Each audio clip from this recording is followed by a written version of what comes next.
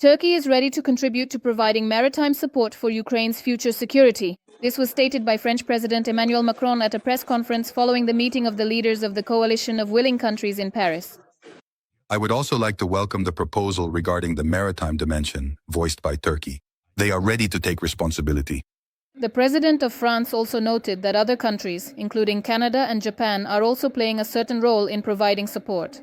At the same time, the head of the Office of the President of Ukraine, Kyrylo Budanov, stated that there are already concrete results. He wrote about this on Telegram. We are continuing important negotiations in Paris to achieve lasting peace and reliable security guarantees for our country. Not all information can be made public, but there are already concrete results. The work continues.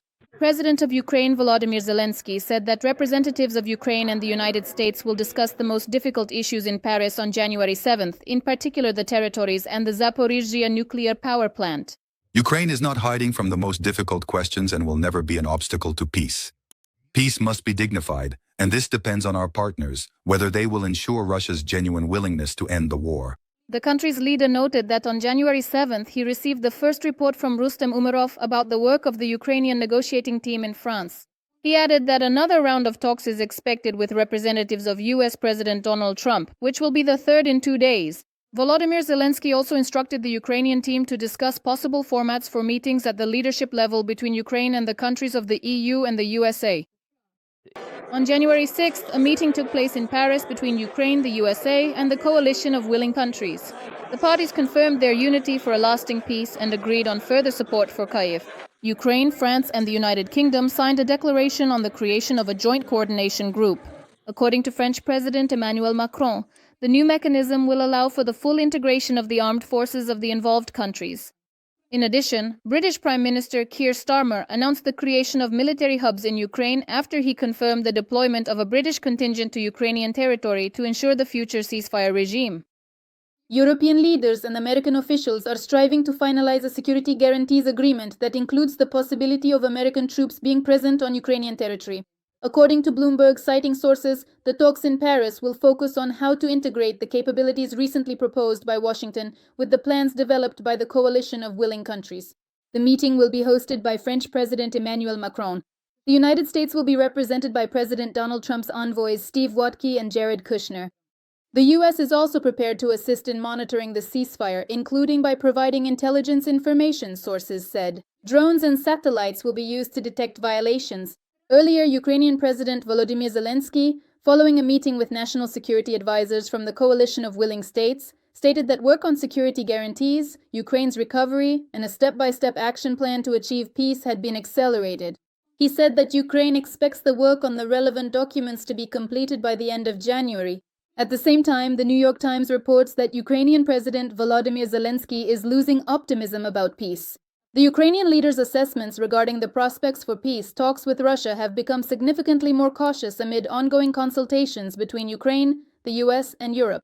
According to the publication, Kyiv is increasingly preparing for a scenario in which Moscow refuses any agreements. Despite the fact that not long ago Zelenskyy stated that a peace agreement was 90% ready, he now says that progress has essentially stalled and Russia's position remains unclear. According to President Zelenskyy, there are two paths. The first is to end the war. The second is to prepare for negative actions from Russia.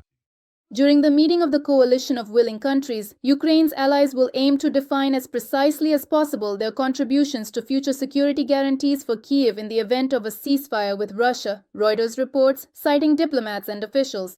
During the meeting of the coalition of willing countries, Ukraine's allies are striving to define as precisely as possible their contributions to future security guarantees for Kyiv in the event of a ceasefire with Russia, Reuters reports, citing diplomats and officials. As the agency notes, the goal of the meeting is to form a common position for Ukraine, Europe, and the United States, which can then be presented to Russia.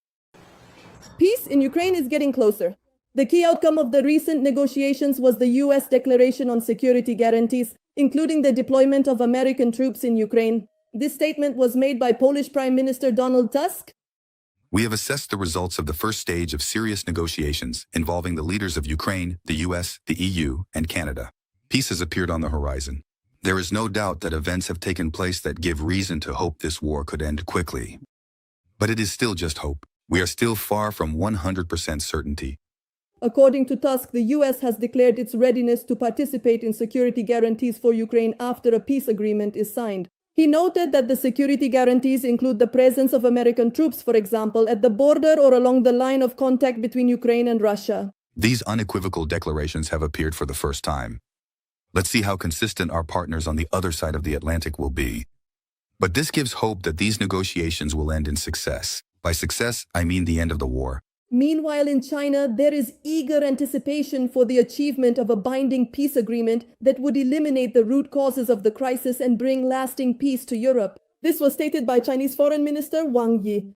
The Ukrainian crisis has been going on for almost 4 years now, and throughout this time, China has been persistently working to create conditions for peace and mutual understanding among all parties. According to him, as one of the initiators of the Friends of Peace group on the Ukrainian crisis, China sincerely welcomes all efforts that contribute to its peaceful resolution and is actively cooperating with other parties to achieve a ceasefire and promote dialogue. Today, a window for negotiations has opened, and there are cautious hopes that peace is drawing nearer. Although the road ahead remains difficult, China is ready to continue playing a constructive role and looks forward to achieving a comprehensive, lasting, and binding peace agreement to address the root causes of the conflict and achieve lasting peace and stability in Europe. It should be noted that earlier it was reported that NATO believes China and Russia could attack Europe and Taiwan simultaneously.